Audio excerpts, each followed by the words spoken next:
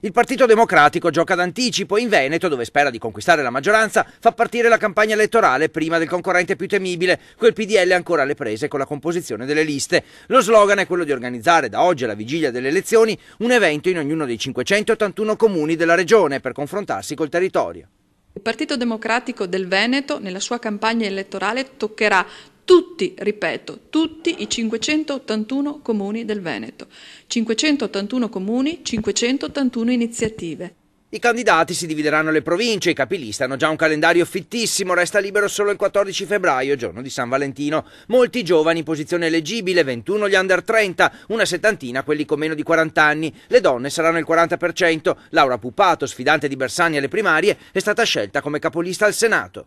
Io credo che a questo punto le province siano davvero molto simili tra di loro. La ragione che ha spinto il Partito Democratico a volermi come capolista al Senato sono determinate, oltre che dalla mia storia, evidentemente anche da un sondaggio che dichiara una forte capacità di accogliere anche coloro che non sono del Partito Democratico. Il testa a testa in Veneto sembra dunque essere generalizzato, secondo le previsioni più ottimistiche dei dirigenti del PD, non legato alle province. Venezia c'è una tradizione di maggioranza del centrosinistra, ma Padova e Vicenza hanno i sindaci, quindi in qualche modo bisogna far leva sulle molte altre amministrazioni che noi abbiamo. Non a caso per questo vogliamo incontrare tutti i comuni e tutti i rappresentanti dei comuni. Per la prima volta fra centrodestra e centrosinistra c'è una battaglia.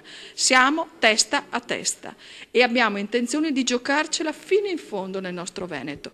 C'è chi lascia aperta la porta a un'alleanza coi montiani dopo le elezioni, come il vicentino di Marostica Giorgio Santini, segretario generale aggiunto della CISL, che ha lasciato l'incarico pochi giorni fa per candidarsi col PD.